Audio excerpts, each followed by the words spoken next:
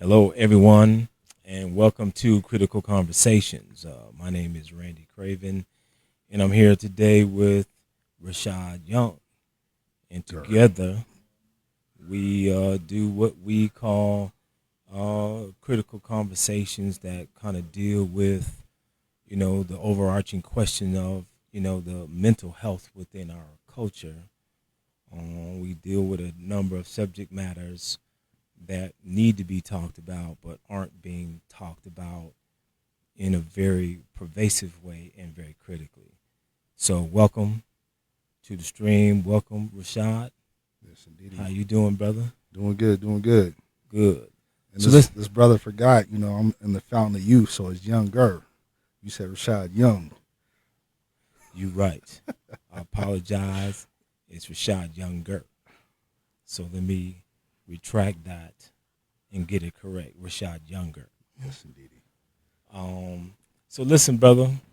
Um, Without much ado, we're gonna just jump right in and we're just gonna get to it. I think today one of the subjects that we want to kind of cover, I think we titled this "When Parenting Becomes a Battlefield," Correct. and there are too many instances where people in our community are having children together and then not necessarily agreeing on how to parent those children, and the relationship that the parents have aren't very, let's just say, cooperative, so that the children get to benefit from functional parenting. Correct. And so what's your thoughts on that subject generally? So just, my thoughts with being a father and been dealing with that battle for basically 12 years, but 11 years to be exact, because that's how my daughter is. Um, and, just from the beginning, just just going through the fear of finding out, hey, I'm going to be a father. Mm-hmm. My situation was a little bit different. We kind of talked about it in the first episode where it was a one night situation that led to me becoming a father and just the turmoil. Unintentionally. Yes. Yeah. So it wasn't planned, wasn't in a relationship or anything like that. Just was, like I like to say a lot of times, doing the most and getting a call that from the person that I engage with that, I'm pregnant by you. Yes. And unfortunately, she was also telling me that there's a STD. And so when I heard that, I was like, this ain't my kid. And the reason why is because for me, I, was tested before I even engaged with that individual. So I was like, well, I was So tested. it was discovered when she was pregnant that there That was she had also a STD. Yeah. So, And you're saying because you were clean, that Yep. can't be be your my kid, kid. Yep. because you've been tested and you Yeah. had no problems with that. Correct. Correct. And so then I guess ultimately what happened to determine that this was your kid? Yeah. So what the determining factor was me getting a paternity test. And so once it was confirmed, even before, like, while she was pregnant, my counsel, the people around me was like, hey, you still want to engage with her because you want to be there when your child is born. You want to be able to be a part of some of the decision makings in regards to your kid, especially if it is going to be your kid. Yeah. But when you I get it, there were probably two instances. One, when you learned that she was pregnant, and then number two, when you learned that it was confirmed that it was your child. At either of these occasions, were you thinking about abortion? Was that an option for you, or you were like, that is absolutely not an option for me? No, it's not an option for me. So I don't believe in abortion. One of her friends was saying that, she'd be surprised if she actually carried the baby to term because there were circumstances where she had been pregnant before and actually aborted those children. But for me, no, abortion was not So an your option. values are such that no matter what the nature of the relationship was like that led to pregnancy, you were not considering abortion as an option to Correct. end the pregnancy. So you wanted to go ahead and follow through. Is that a religious position on your part? So that's my culture. Um, I am so in regards to my. Are you talking about your social racial culture? Or are you talking about your spiritual culture? What? I'm saying my spiritual course culture as well as the way I was raised, right? And so in regards to my So those foundation, are more your personal values. which is personal values, a lot of times can come in regards to like I look at it in regards to culture too, right? So Well, I just didn't want people to be confused because you know um, abortions are pretty pervasive in our culture, correct. and so I And didn't want people to get the impression that culturally we we we don't practice abortion, but statistically we absolutely do. right. So I just kind of wanted to clarify when you say those are my cultural values, what you meant by that. Well, and I want to start there first, and because if we look at slavery in regards to the way that we were taught and the things that were projected on us, that's what was basically pushed on us in regards to slavery, as well as I don't know if you might have heard of the founder of Planned Parenthood, Yeah, Sanger. yeah, And so singer. Margaret Mhm. Sanger, as well as the eugenics movement, Yes. that culture or that ideas was actually pushed on us as a people to kill our own legacy. And so for me, I look at it in regards to breaking those curses that have been ingrained into our culture. And so that's the reason why I say that's not part of my culture. So I love it. It makes a lot of sense in terms of your opposition to the movement that was spearheaded by Margaret Sanger and others. Right. And I get it. There were very intentional efforts to make abortion prevalent in the black community. Correct. You connected that to slavery during the time period when black offspring were being intentionally bred without a connection between the parents, but abortion wasn't necessarily the intent because they're trying to breed more people for enslavement. And so I Yeah. just want to clear that up. I mean, even outside of just being bred, if we look at all the trauma that our people went through, like it wasn't just the males and the females that were being killed. There was also babies being killed. There was trauma, and the main reason why is to let us know that in regards to white supremacy, they had a dominance over us. So Okay. there was really no, from rape to murder to all the things, and even in regards to ripping out fetuses from pregnant women, Hmm. there wasn't really any restriction on what they could do to us. True. And so that's the reason why I say that. And so a lot of that trauma, even though after slavery, it was more Margaret Sanger basically teaching us, this is what Planned Parenthood is about, planning and saying that you have control of your body and you can actually kill your own legacy. And that indoctrination, coming about in regards to being something where we decided to do it, it really did start in regards to slavery because they didn't have any respect for us and they Sure. looked at us as human, Well, not human beings, but as animals. true. And so they didn't really have any value for black life. Correct. So a fetus could be eliminated without a second thought during slavery. Correct. And I get that. At the same time, that then didn't then transfer or get transmitted into black culture as a lifestyle, or did it? Is that what you're saying, that it became a lifestyle because of these patterns that got seeded during enslavement? No, what I'm just saying is that there was trauma that was there, and Yes. then once the foundation in regards to the eugenics movement and Planned Parenthood, that's when they started teaching us, oh, have control of your body. You don't really need to have this many kids, and talking about poverty. You don't have to worry about dealing with poverty if you can actually get rid of your own kid.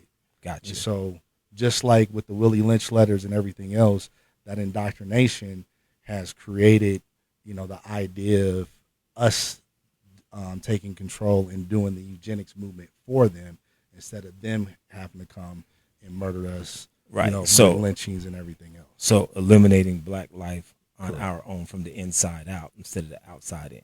Correct. Got you. Correct. So I don't want to get too far off track. I know we both appreciate and enjoy Black history, and we're both kind of history buffs. So I appreciate you bringing that into the conversation. But let's go back to, you said that you met a person, there was no intent to, have a child become a result of this interaction, but a child resulted. Correct. Abortion was not an option for you, given your understanding of history and sociology. Correct. And so you were determined to take this baby to term once you found out that this was your seed. Correct. And so I didn't actually find out that my daughter was mine until I did the paternity test. And that was after she was born. Correct. But, my whole thought process during the whole time was, whether it was my kid or not, I didn't want her, to kill a baby, Gotcha. In regards to abortion. Gotcha. Because you don't believe in that. Correct. Gotcha. So the topic today is this battle that unfortunately is becoming pervasive, where it concerns two parents who are trying to nurture and raise a life, a child. And unfortunately, too many conflicts and disagreements, are influencing the nature of this parenting relationship. And you have some thoughts about, what's at the nature of this disagreement between these two parents that are not agreeing on how to, raise a child successfully? What's your thoughts on why that is occurring so, pervasively within our community? And I think, and not that it just happens in our community, because it happens generally in the country. Correct. But we're kind of focusing and we're drilling down to, the concerns and the conversation that should happen within our family systems and in our culture and our community, because those conversations aren't happening with as much frequency as they should. Correct. So, your thoughts on the nature of these relationships that lead to this battlefield that's landing on the kids in a pretty destructive way. Yeah, so I think, the first part that we have to think about is, in regards to two people, in regards to actually having kids, the correct structure is marriage, right? And the reason why is because both individuals get a chance to see what their foundation is about, what their morals are about, and make a educated decision on how do they want to raise that child, right? Correct. A lot of times in our community, that's not happening. True. And so the main reason why is because we live in a culture, in regards to American culture, where sex is prevalent. We're learning about sex at a young age. True. We're engaging in sex at a young age. True. And so it's in our environment, and whether we're talking about social media, whether we're talking about television, whether we're talking about the music. Yeah. So it's prevalent in our environment in terms of the sexualizing in our environment of relationships. Right. Okay. And so you're saying that that's having an influence. That does. It has a major influence because, if two people are engaging and you really don't know each other, and then you end up creating this life, then, it already starts controversy between two people because, one person is, like in regards to my situation, she just had it in her mind frame where, it's your seed, but you don't really have to be involved. I'm going to take care of this kid, especially since you don't want a relationship with me. Mm-hmm. You've already said these things, because even before she stated that she was pregnant to me, I had already told her, I'm not interested in a relationship with her. Right. Yes. And the main reason why is because, just going back to social media, you know, she was putting all these types of pictures up, getting all these comments and likes. Yeah, but that's not why you didn't want the relationship with her. Well, one, because I didn't know her, and two, I wasn't interested in moving in that direction. With anybody, not necessarily her. I mean, at that time, I had just stopped talking to a young lady that I wanted to be in a relationship with. Okay. But unfortunately, things didn't move in that direction. And so Gotcha. at that time, I was more in the mind frame of looking for pleasure without Let's responsibility. go have some fun. Yeah. And I get it. I don't think you were trying to just ignore responsibility, but I get it. Yeah. When you're having fun, or if that's kind of the motive, then it can be easy not to be responsible while a person is having fun. Correct. But what I was trying to just drill down to was I get it, you met her, but you didn't meet her with the intent to cultivate a relationship. Correct. Because you had just gotten out of a relationship. Correct. Okay. So I get it. One thing leads to another. Yes. And she ends up getting pregnant. But you're telling me that it sounds like there was some bitterness about the fact that you didn't want the relationship, and that offended her. Well, I can't really say we even talked about a relationship because it really was a one-night stand. And so with that one-night stand, we didn't know each other enough to even say, let's move into the direction of a relationship. But like I was saying in regards to like the whole social media thing, you know, with seeing, because, you know, anyone, you can go, you know, if you meet someone that night, you can go and research someone's social media. And so I knew of her. And so she knew before you met her that night. Yeah, so I knew of her previously before we engaged in sex that night. Okay. But after we engaged in sex that night, and, you know, having the conversations that night, I made it my decision, like, that was going to be the last time. And so... The last time that you interacted with her. Yeah, we would interact, period. And so after that interaction, you know, a month later, I get a call, I'm pregnant. You know, you gave me an STD, these things. And so when I heard the STD part, like I said, I got excited because I'm like, well, this ain't my kid. Because I know I didn't give you an STD because I was clean before I engaged with you. So right. So I get it. You got that call that most brothers don't want to get. Yeah. And it was and it scares you. Like, I'm not gonna lie. Like, it scares you because then you think, like, well, if it really is my kid, you know, my whole life is gonna change. Yeah, and I get it, since you have the principles that you have in terms of, we'll just call it pro-life. You were just willing to take responsibility for what had occurred. Correct. And then help to nurture this life into maturity in spite of the circumstances that created it. Right. And so you said at a certain point in time, you feel like she made a decision to kind of either limit or block you from having a relationship with this child. Yeah, I mean, and it started, you know, during the pregnancy, which I wasn't expecting that we were going to be like hanging out and kicking it or anything like that. But we ended up having a conversation a month before my daughter was born. And so she had kind of cut off all communication with me. And so finally, from what I remember, you know, we were able to finally connect and we were able to sit down and have a conversation. And so one of the topics that we talked about while we were sitting down was, you know, have you decided on a name? And she was like, yep, came up with a name. This is what your daughter's name is going to be. And so I said, well, since you've already decided on her first name, are you okay with her having my last name? And then that set her off. Or she's like, no, you know, her first name doesn't even rhyme with your it doesn't even sound good with your last name.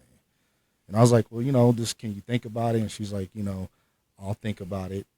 And so we had set. So you're telling me that she decided on this child's first name independent of you, Correct. and then wanted to ignore tradition and then give this child a last name that was also independent of you. Correct. And why do you think that she wanted to do that?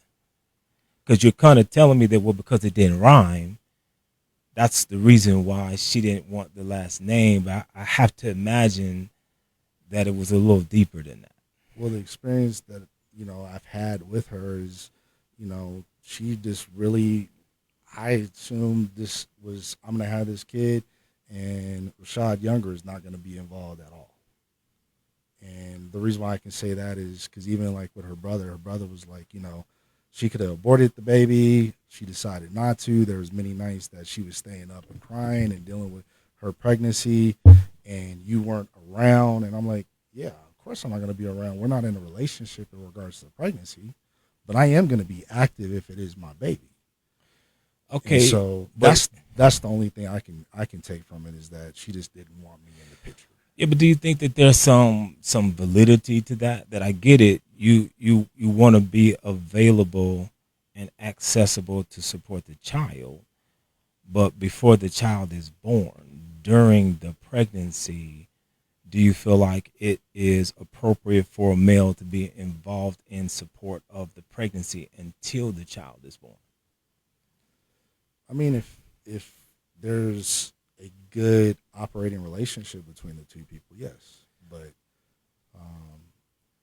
after that first call and trying to reach out a few times, there was animosity between the both of us, and so there wasn't really any way that I was gonna be around while she was dealing with the pregnancy. I mean, I think I get it in the sense that if after she gets pregnant and the two parties involved don't like each other, then it's not really going to be possible for the male to support the woman during the time period she's pregnant until she gives birth, because there's tension between the two.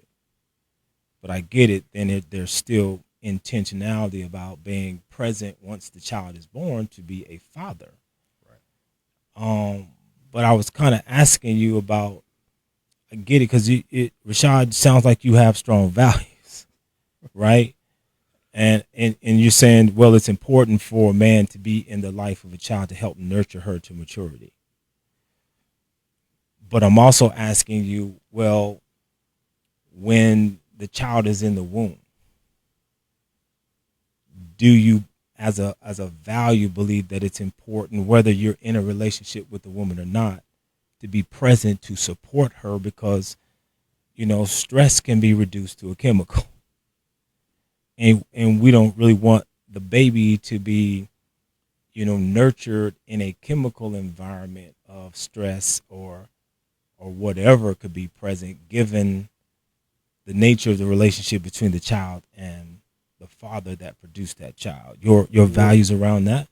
Well, my values is, and I have to go back too, because in regards to my daughter being in the womb, I didn't really even have that option anyways, because she was already dating. So she was dating other people. Yeah, she was already dating. Okay. And so I remember one time I ran into her brother at a coffee shop, and like we had seen each other, but we didn't really know each other. And so, he asked me to step outside, and he was like, she's been dating, this guy for, a few months and what have you. So it was already made known that even if I wanted to be around, I wasn't going to be around. Gotcha. And, and I have to be honest too, like I didn't really want to be around until I knew for sure that this was going to be my child. No, of course. But once you got the paternity test, well, she was it born confirmed. Once. Yeah, she was born once I got the paternity test. I see. Yeah. So you didn't know until she was born. Correct. Gotcha. Okay. So then moving fast forward, she's born, you get the paternity test, and now your value structure requires for you to be involved. Correct. And you're saying that then you came up against some resistance. Yeah.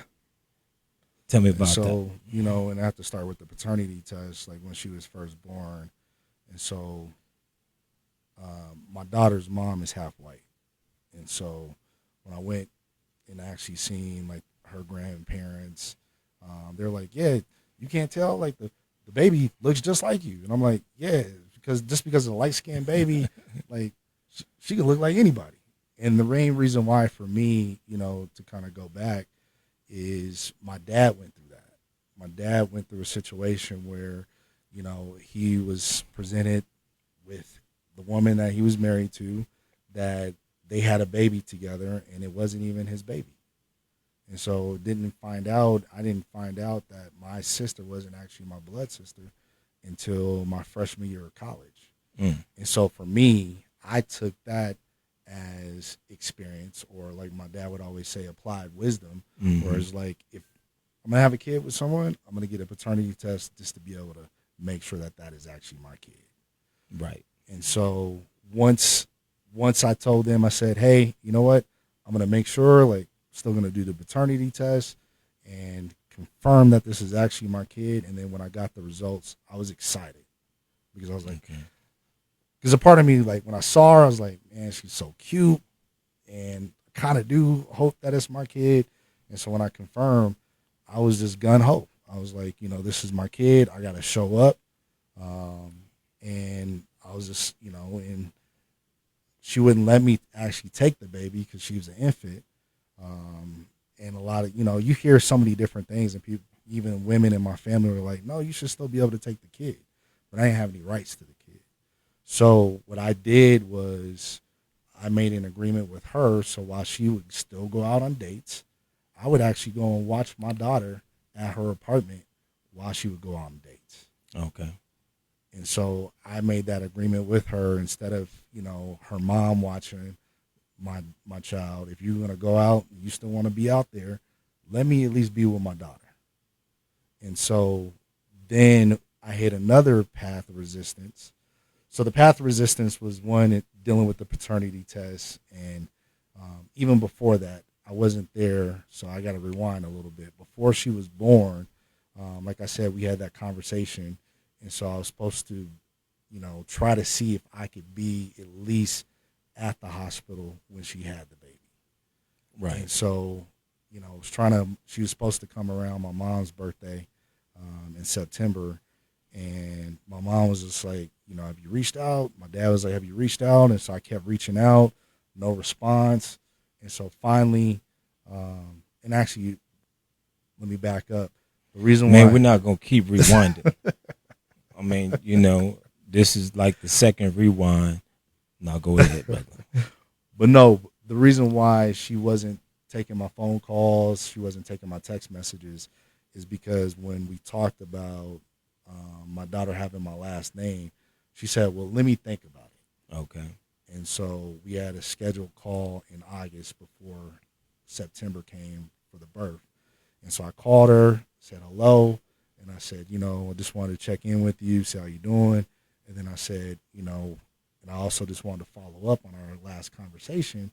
Have you thought about, you know, my child having my last name? Right. And so she just snapped on me, and she was just like, you know, you didn't even call and ask how I'm doing. And I was like, I did. And she just started yelling, and then she hung up the phone, and that was the last time we talked. And I didn't hear from her until the end of September, beginning of October, that she actually had the baby. That's when she reached out to me. Wow. And it sounds like what upset her was that you were calling just specifically about, you know, the condition of the baby or your care for the baby. And she felt like you should at least be interested in how she was doing. Well, I asked her how she was doing. Okay. But once I asked her, have you thought about the name, all that went out the window. And the only thing she heard is, you're just concerned about, is the baby going to have your last name? You're not concerned about my health or anything else. Got you. And that wasn't true. So that became kind of the beginning of this kind of battle between you and the child's mother, where it concerns your participation in the child's life. Correct. That kind of is the genesis. Correct. of that story. And then Okay. like I said, had the agreement with her where I would come over and watch my daughter while she would go out on dates. And then I kept asking her, hey, I need to be on the birth certificate. I need to be on the birth certificate. And she's like, no, because I'm receiving certain benefits. And if you get on the birth certificate, then you're going to have to, pay back all the benefits that I've been receiving from the government. And so, But doesn't the hospital legally require for the father to be listed on the birth certificate? I wasn't listed. I don't know how they do that protocol because I wasn't there. I know that I've heard, in regards to some friends that they weren't even the father of the baby. They were listed on the Yeah, I've birth heard of that certificate, too. but I'm I was just not on the birth certificate. huh. And no father was listed on the birth certificate according to what you knew. Yeah, from what I knew. And is that what you're representing as a fact today? No. Because So eventually, eventually, because when I kept asking for me to be added to the birth certificate, because I knew I didn't have any legal rights to my daughter, so I can't have access or anything else, and so she got mad one time, and so she totally cut me off. So she wouldn't take my phone calls again. She wouldn't let me visit, and so I was like, you know what, Rashad, you got a degree, you're smart.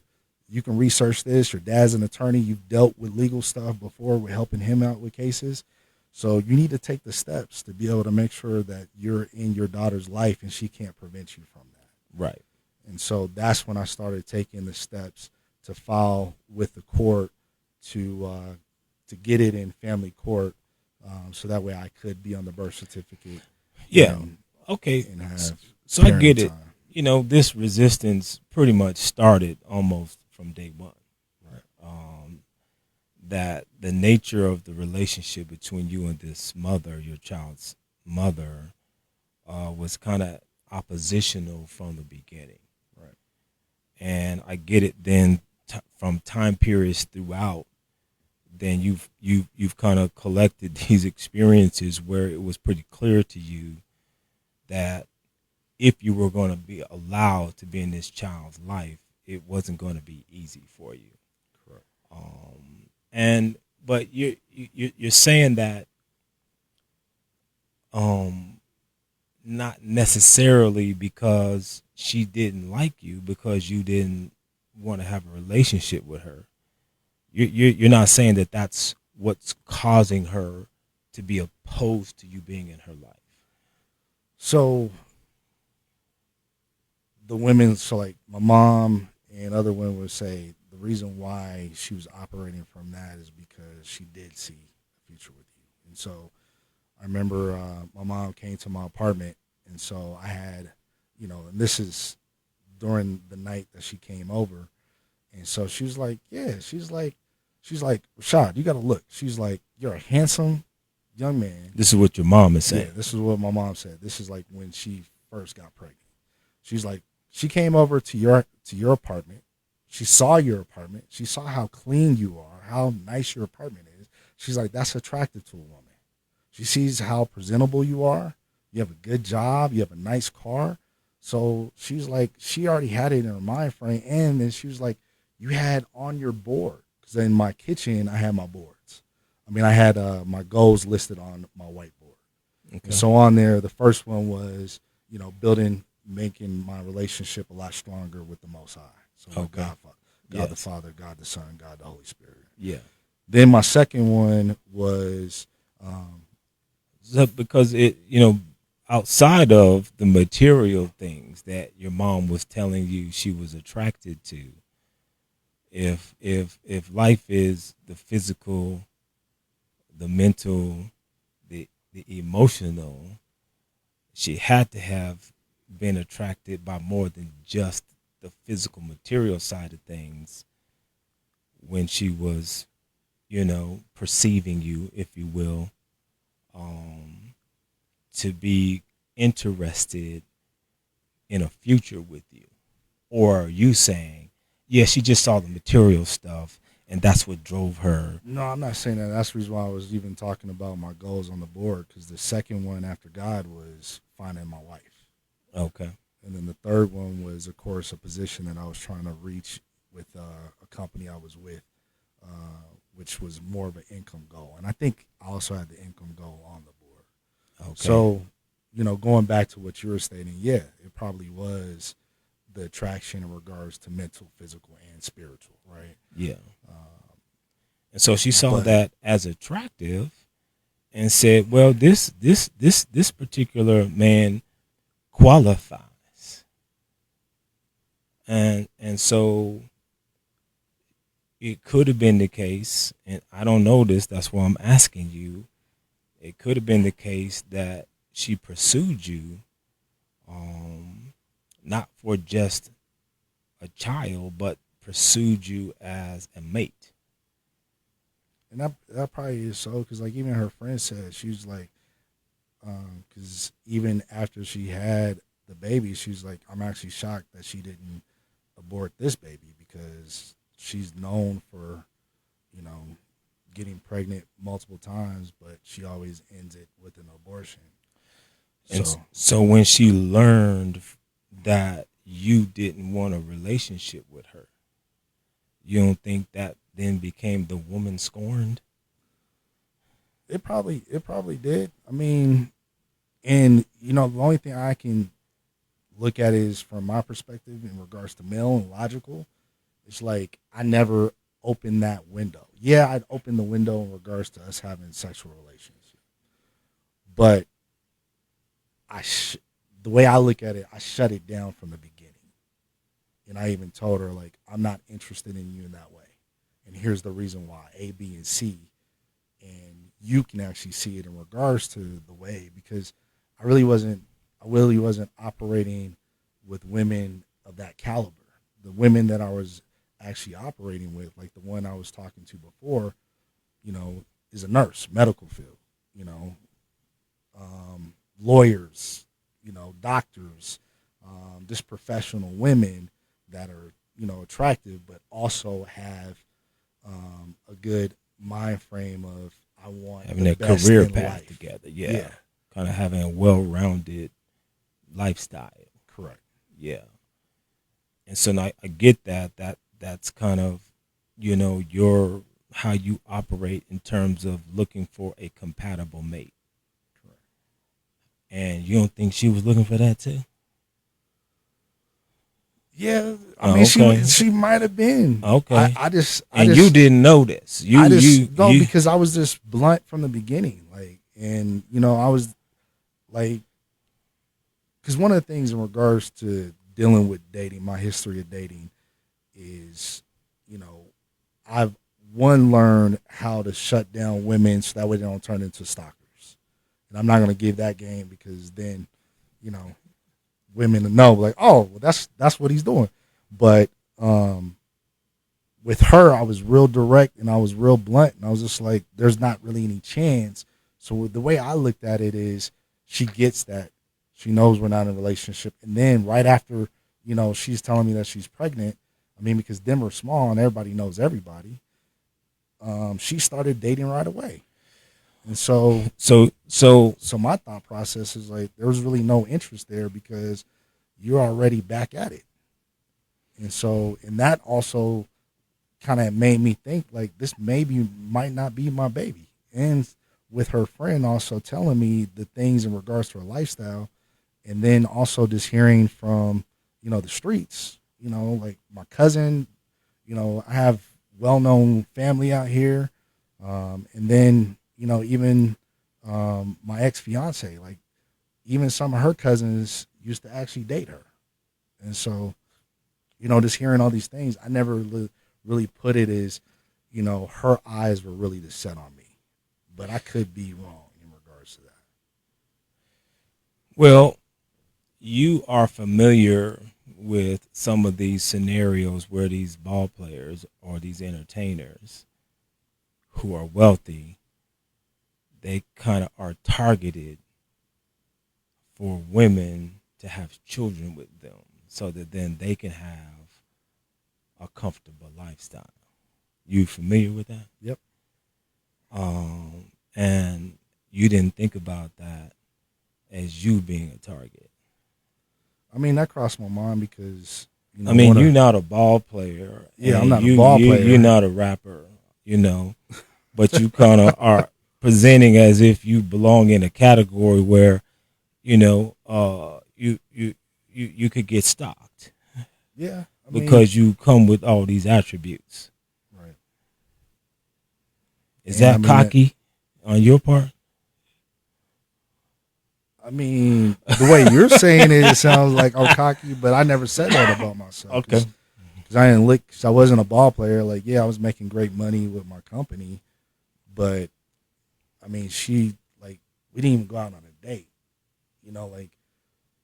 And I've had women where even during that time frame where I was single, didn't have any kids, like I remember when I was working for the radio station, I had older women that I was dating, and they're like 40-year-old men don't even have the game or have taken me out on dates that you've taken me out on. So my whole perspective and view of it at that time was, there's no reason for her to latch on to me like if she was dating a ball player and I want to try to get this guy, I want to trap him in regards to that. There was no reason for her to have that idea, is what you're saying? I mean, I felt like that because it was just a one night thing. But so then, yeah, but you're saying that you had trapper qualities. Let me go trap him. I mean, if you look at if you had those attributes, if you're attracted to like, hey, yeah, he's clean, he has a very nice apartment. I had a coupe, so I had a Nissan coupe. Nice car. I got a lot of compliments in regards to it, even in regards to going to dates. So look, come on, let's just be honest, man. You did have some qualities. You had some attributes that could qualify you for some women to trap you. Let's just be honest about that. You had some attributes. I'm not saying you was Michael Jordan, but I'm saying you had some attributes, and for some women, yes, true, that made you, a prize, if you will. Right. And then you didn't strap up. Strapped up the first time, then strapped up the second time. Oh, okay. Yeah. And that was just because didn't have a extra Jimmy hat. Oh, and so you just let the desires then take over. You wasn't thinking about protecting your future. I was trying to pull out, but she wouldn't. No, she wouldn't get off. So, well, okay, that might be TMI. That might be TMI. So let's fast forward, if you will, because we're getting into this subject of, well, and I get it. You're giving me the background for how the battle started, how the conflict started, and I appreciate the history that you're giving me because it's pretty comprehensive. And so ultimately it gets to the point where this child is born. I get it. You did some legal things to make sure that she had your last name.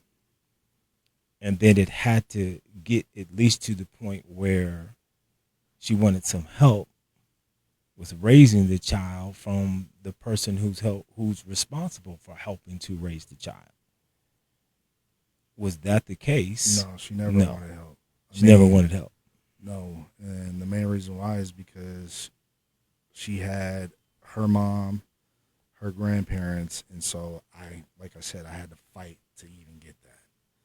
And so, once she started blocking me because I was asking for my name to be on the birth certificate, that's when I was totally cut off. I wasn't able to see my daughter for months. And so I started working the legal process and started filing and try to get her served. and unfortunately wasn't successful with that, and that's when she ended up hiring an attorney. And so I was still gonna, try to represent myself, but my father, being an attorney, was like, "No, you don't want to do that." Okay, but at some point, you did start to have a relationship with this child. Correct. And How did that happen? so once she hired an attorney, and I'm thankful for that attorney. That attorney was like, "You haven't seen your daughter. We need to get you some parenting time." And so my daughter was born in September. I saw her October, November, December. I was cut off, so I didn't see her from December. I didn't start getting parenting time until like May or June. And how once old was she that. at this? How old was your child at this time? Um, so she was only, let's see, so November, December, January, February, March, April, May, June. So she's about um, nine 9 months, Okay, 9 10 months. okay. Um, but No, let's 9 months. but let's get so. But ultimately, so you got legally through the legal process, you got inserted into her life, Correct. and then how did that work for you? I mean, once So you know, so initially, like once she hired the attorney, he said, "Let's start giving you some parenting time." So I had a few um, days and a few hours I was able to spend with her. per week. Then after her first birthday, that's when we actually had mediation between her attorney and my attorney, and we put our parenting plan together. And so the Okay, parenting plan, originally, I think I had every Wednesday, and then I had every other weekend in regards to this visitation, so no overnights. gotcha. So Rashad, we probably got to get to the point where you know we're defining this combat between the parents, um, and then maybe some solutions because at some point, let's summarize. You got some parenting time. You started developing a relationship with your child. I'm not saying it was all easy to get there and it was easy throughout, but ultimately you got there, um, and then things kind of unraveled to the point where it's still challenging for you to have parenting time and now so bring us up to speed with what's going on with this parenting time currently, and then let's kind of talk about you know because some people can relate to these kinds of challenges, but I think it's kind of extreme and unusual where when you have a woman who takes the position that she doesn't want the child's father to play any role in the child's life whatsoever. I mean, I think that's kind of extreme and unusual. Um, and I get it. In your case, it sounds like that was the reality. That from day one, she didn't want you involved. But it's kind of wanted to use you as a sperm donor. Correct. So bring us up to speed currently. Well, before we get up to speed, so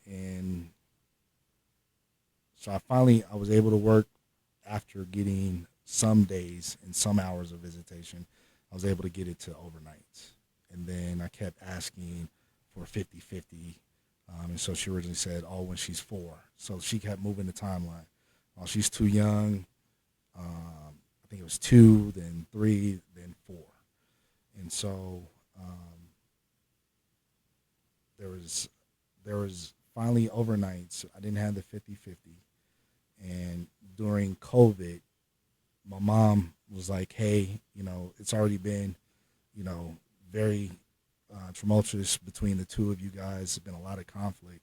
And she was like, "I don't want you to be in a position where this COVID disease, because we don't know what's going on, because she's in healthcare." And she's like, "I don't want that to be used against you. So you should just keep your daughter in one environment." And so, not seeing my daughter for a good amount of time, I reached out to Tina and I said, hey, I want to start getting my parenting time back. And came a situation where my daughter was, there was 3 weekends, and I said, hey, if you don't quit in regards to this rolling your eyes and having this attitude, then I said, you have I'm gonna give you 3 times. The third time there's gonna be consequences. So I pick her up from school. We go home. I end up, disciplining her by spanking. And so, just like with any kid, because I used to do it too. Oh, mom, dad spanked me, or oh, dad, mom spanked me. And so she went back to home and she basically told her mom that she spanked. And so it transitioned that I spanked my daughter because she was calling her, it wasn't even her stepdad at the time or her husband at the time, but the guy that she was seeing, she was calling him daddy. And so instead of her mom calling me, she calls my mom. She starts ignoring, and we had a great relationship where we were communicating in regards to school at that time. But instead of her reaching out to me in regards to why did you spank Skyland? Right. What was the reasoning behind it? Right. She just basically shut me down, and she wouldn't even let me see my daughter. Huh. So that led up to, so that was in May, and so we end up. But let me ask you this real quick. So she starts dating this other guy, and then your daughter's calling this guy daddy. How did that land on you? So originally when we talked about it, because I called her and I said, hey, Skylyn is slipping and calling me, this person's name and putting daddy in front of it. What's up with that? And why aren't we communicating that? And why are you forcing my daughter to call someone else daddy? And she was like, no, we're not going to do that. And, I'm sorry and I apologize. And I'll make sure that she's not calling him daddy. Because I was like, I never did that when I was engaged to my fiance. Yeah, so how did it land on you when you first? I was upset. And that's the reason why I called her and I communicated, because I'm like, why are you, when you're dating someone, why are you forcing a relationship where my daughter has to call him daddy? Okay, I get it. And so it is upsetting. I think any man would be upset. I would be upset. But then your daughter tried to make the case where that's the reason why she got a spanking was because you were upset about her calling him daddy, which is false. That's not the case that was presented to her, but that's what they created in regards to. I see. Is that I spanked her because she that. Called him daddy. Correct. Okay. So the daughter didn't say that. The mom and the man that she was with at the time came up with that rationale. Well, I don't know if he said it, but that's what she said. Okay. And that's what I found out through my mom. So, given the fact that we don't have forever to have this conversation, while it's critically important. Is there anything else that you want to say about the contemporary status of it before we get to, well, what can be some possible solutions to kind of address these kind of conflicts that are pretty prevalent in our communities today?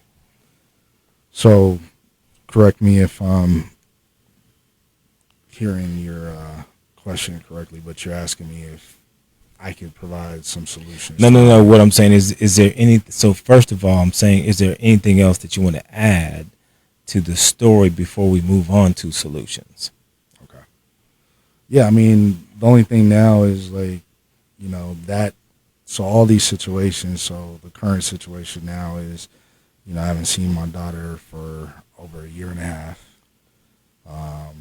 You and I have been working together in regards to that, and we even started having conversations even before my time went away in regards to just the conflict between me and her husband, some of the conversations that I've had with her, just with her even coming to me and telling me about the problems, the problems that she has had in her relationship with her husband and stuff like that, as well as me like inviting her husband to church, and then that leading to a situation where I was trying to look out for him, in regards to my daughter playing volleyball and her mom coaching, to be able to make sure that he didn't go through the same, well, not just him, but specifically her, since she was the head coach of the volleyball team, not dealing with the same issues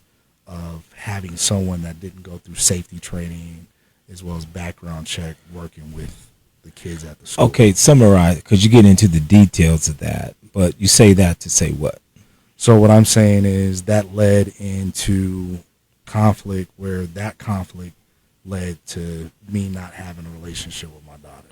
So that you got kind of shut down totally after that conflict. There was a lot of things that was filed with the court, and no communication between her and I was happening during the conflict that happened between me and her husband. And so it just led to, my daughter, she had sent me a text, your daughter doesn't want to, be around you. She doesn't want to live with you anymore. Yeah. So, kind of ramping up the rationale and, the justification for this disconnection started to occur. So more,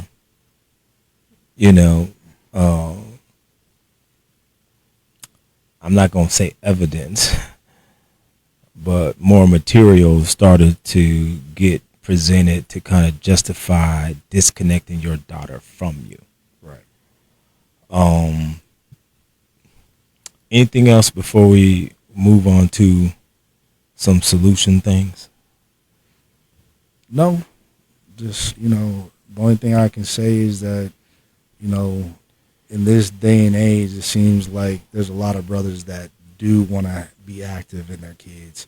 And the main reason why is because a lot of brothers grew up with, without active fathers. I'm not saying that in regards to my regard, but the ones that do want to be in their kids' lives, like, they're going through it. But Rashad, you don't you have to admit that it's kind of unusual that a mother wouldn't want their child to have a relationship with their father? Don't you think that that's pretty unusual? Yeah, I feel like that's unusual. I mean, because even in regards to my family dynamic, both my parents are divorced, and there was things that my dad did right, and there's things that my dad did wrong, but my mom still made sure that my dad was active in my life because she knew that I need both parents. But not everyone has that belief system or even that philosophy in regards to making sure, or those values. Because I think the case that you're making, that in this scenario, this particular woman didn't have the value where it was important for the child to have a relationship with the father, regardless of the beef between the mother and the father. Right. And I don't think we've still understood clearly why she would entertain that value. Why would a person, and let's take it off of her for a second. Why would any woman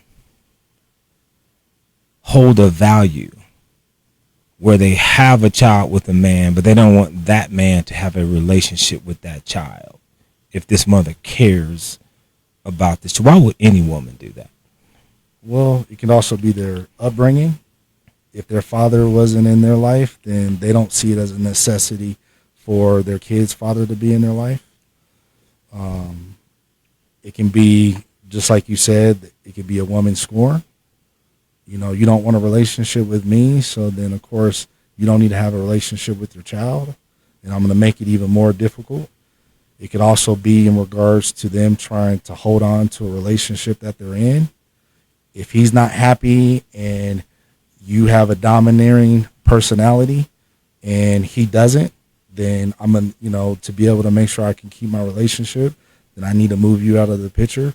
There's so many different factors. So if a woman has a natural bond between herself and the child that is ordained by God,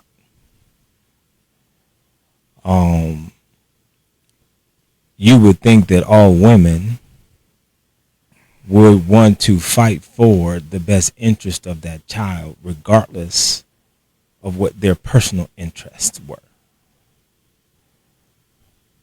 I heard the factors that you gave me, and I agree with you that those factors can play a role where somebody's upset,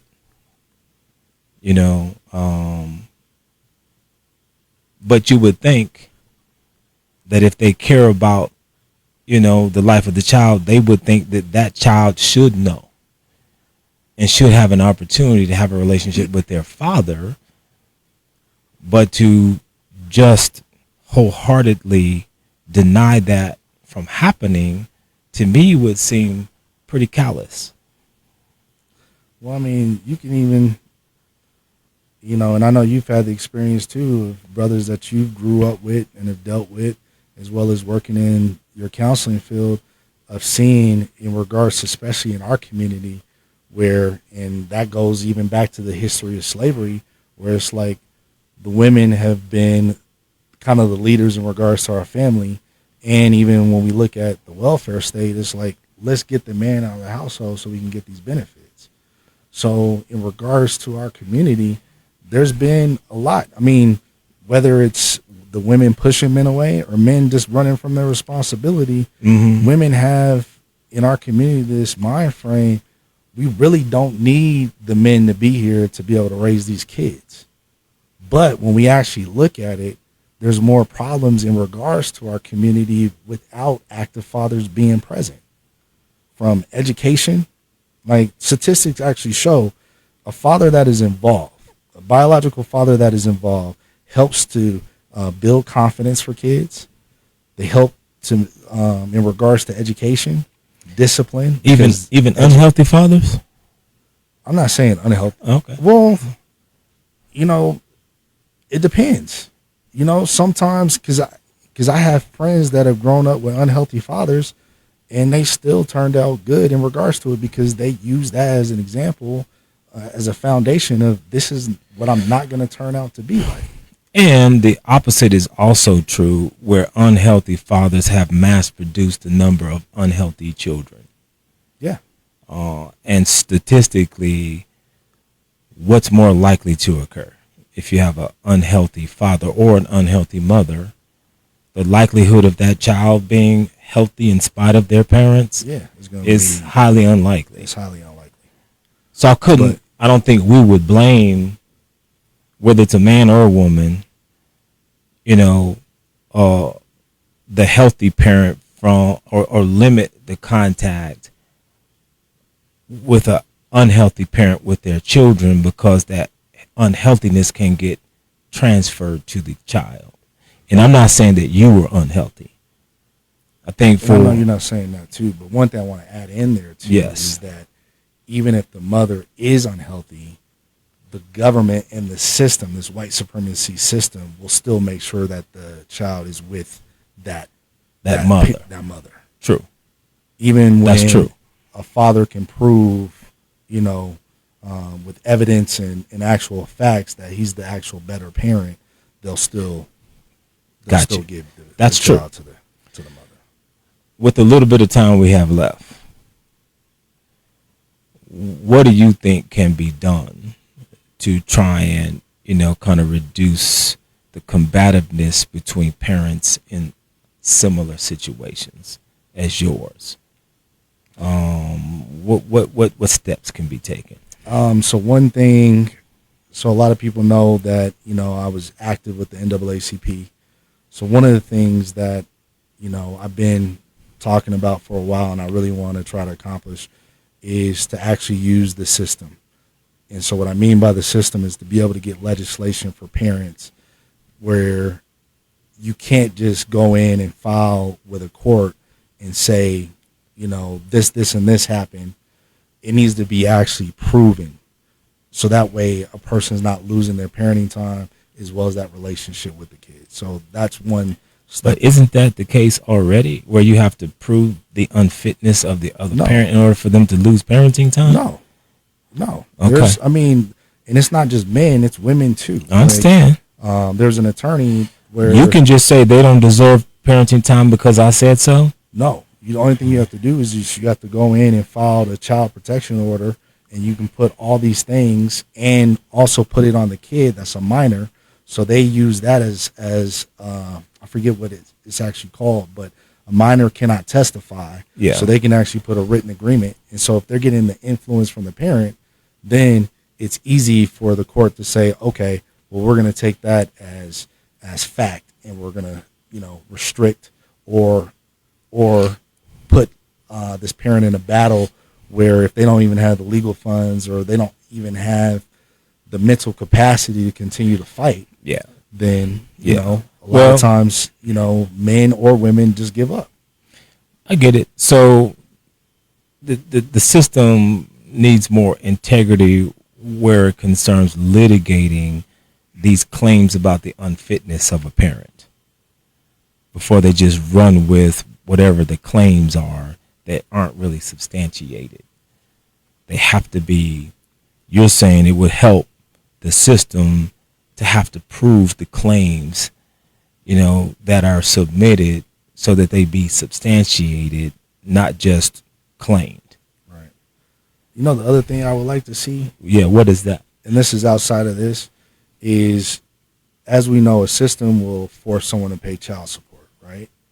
And so they'll say you have to financially support a child. But there is nothing in regards to the law that says that you have to actually be there to get time. Because time is a part of support. And what I'm saying, and I know you're going to go back to the unhealthiness in regards to it, but why isn't there forced counseling? Man, you don't know that. Me. Why isn't there forced counseling? Why isn't there counseling between the father or mother and that child? Why isn't there forced supervised visits? You're gonna ask them to give up their money. Why isn't there forced? Like, you got to go. You're forced to go in into the school and listen for parent teacher conference. So I'm saying, like, in regards to our system, they'll make sure that they get the money because it helps in regards to revenue, but they're not really trying to make sure that, like they say, the best interest of the child. The best interest of the child is not really looked at. Yeah, I think you make a good point. That is beyond just the money. Right. What are the other factors that should be compelled to be in play to support the best interest and highest good of the child beyond just the money? Right. Yeah, money's a factor, but so are some of these other things. Exactly. What do you have to say, man, to people who might find themselves in a one-night stand situation? I mean, you suffering as a result of that or no? I mean, so several things can happen, right? You can get an STD that you can't come back from. Okay, but that's not what we're talking about. I know, but okay. That's one thing. Let me get through my list. So, is it worth it? You can end up having a kid with someone that's going to totally change your life, because if your values aren't the same, if you're not even able to communicate and say, yeah, but if you get morals, if you get driven by desire, nobody's thinking about all that. If desire is taking over, if the energy's in control, you're thinking with your, she's. Well, I'm saying I'm keeping it professional, man. No, I'm keeping it professional. And I'm saying that if he's thinking with his part, but what I'm saying is, in regards to one night stand, sometimes you got to kind of step back, like before you actually engage. Just like with drinking and driving, if you're gonna be drinking, why not get an Uber? Why not get a Lyft? Right? Yes. Or why not have someone else that is sober? It's the same thing in regards to sex. Before you engage in it, you got to think about the consequences. I know, Rashad, But and I understand the passion piece of it. I'm not saying when that, energy is in charge, you're not thinking. but you got to think, because if not, you're going to put yourself Okay, in a situation. but you didn't. I know, but now I learned from that situation. Just like if I was to go out here and get a DUI, I'm gonna learn from that situation. I'm not gonna operate from the same way. And I haven't operated from the same way since then. So your advice is, and what I'm saying keep is, the big head in charge. Well, what I'm saying is, if we're going to talk to people, we can give them wisdom right now. So wisdom is the application of knowledge, as we know, right? Yes. And so my dad would always say, there's two ways that you can actually get wisdom. You can get wisdom through somebody else's experience, or you can get wisdom on your own and be hard-headed, right? So he would say, I could tell you that there's a brick wall down there, and I went and bumped my head and you can see the knot. You can either listen to that and not have to experience it the painful way, or you can be ignorant yourself and go down there and find out that there actually is a brick wall and bump your own head. And so what I'm saying in regards to a one-night stand is, if you can step back, not put yourself in a situation where you have to worry about getting an STD that might be life-threatening from someone, or having a child with someone, then why not at least put parameters in place so that way you don't have to go through what I went through? And so I would just be smart with it. If you're going to do it, make sure that you strap up. Make sure, if and that's what I did try to do afterwards, but use plan B. Okay, so I get it. Which is a contraceptive. Some of these preventative things where it concerns one night stands. Right. We've covered that. If you find yourself, cut me off. Nah, man, it's just you gave me enough. And so when it gets to the point where we're past that, and you're in a combative situation with the mother of your child, give me some wisdom, man, on how to end the war. I would say the first thing that if I was to start over and I had the wisdom I have now, is I wish we would have gotten counseling right away. That way she can have someone else that she can communicate her perspective, and I can have someone to communicate my perspective, and so that way it wouldn't be so much conflict between the two of us. So what I would recommend to someone is, if you are going through that, and if you're going through that now, right, someone might be right at the beginning phases of it, try to see if you can talk to the other partner and talk about counseling. Yeah, no, okay, that's fine. That's a good suggestion, obviously, because I'm a counselor. But what can you do as an individual? What can your person do to kind of, reduce the intensity of the war, to bring some hope for unity? I don't really have the answer for that. I mean, for me, I feel like communication is key, but even in regards to communication, if someone is not seeing it from your side and your angle, communication a lot of times is going to go out the window anyways. They're not going to hear, especially if they're angry and they're upset. You can try to communicate all you want with someone and you can make logical sense, but if they're not going to hear you, it doesn't really matter. So I can't really say I have an answer of what you can do individually. The only thing I can come up with is to try to bring in a counselor in the beginning to help mediate. Hey, man, you said that. No, I'm saying, okay, but to help mediate that. That's the only way I feel like you're going to be able to communicate. I don't really feel like you're going to be able to do anything individually, because it takes two people. Okay, well, we may have to table this until, the next conversation, because I don't think that we've given the subject enough opportunity to kind of plumb the depths of resolution. I get you. I want to say this last point in the sense that I get it. You can be as calm and as peaceful as you want to be. And like you said, that doesn't guarantee that they're going to hear what you have to say if you're trying to communicate about resolutions and solutions and unity between family members. Right. at the same time, there is a such thing as cultivating receptivity. That the ground that you trying to grow an apple tree with has to be cultivated and prepared so that it's ready for the seeds that are going to be dropped.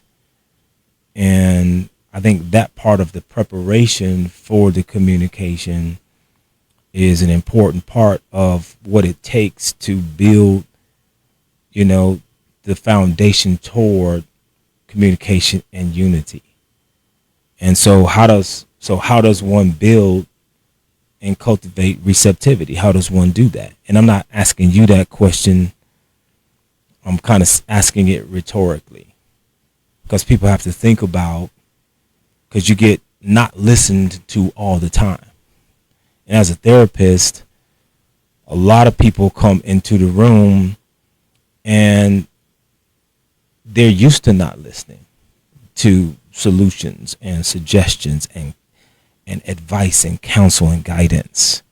So what I have to do is I have to help people become receptive to guidance.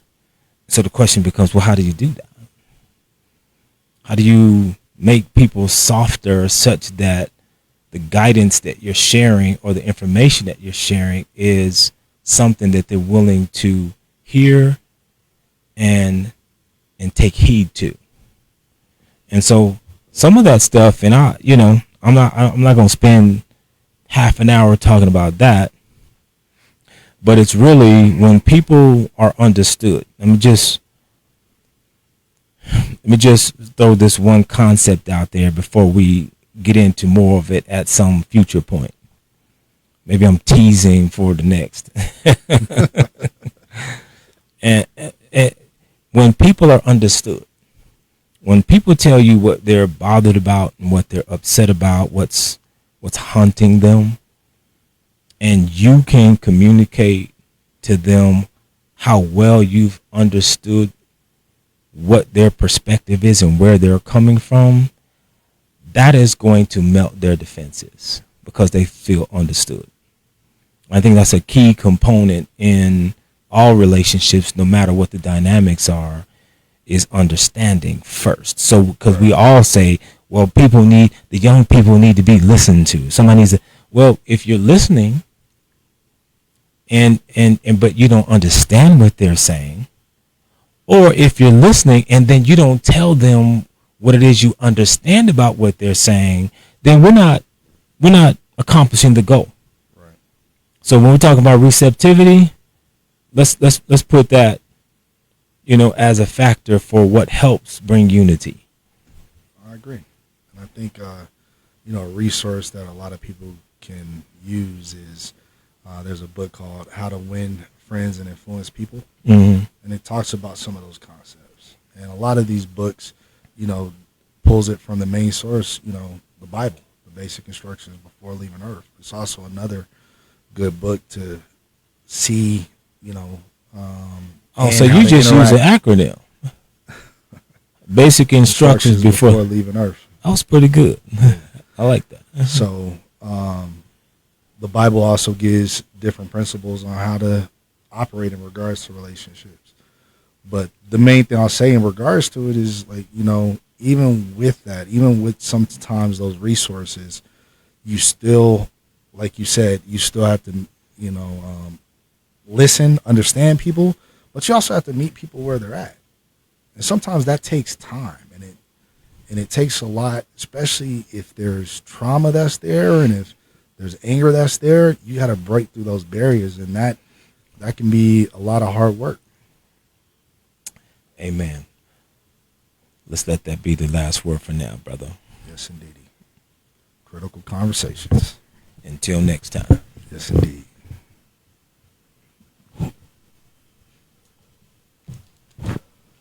So what do you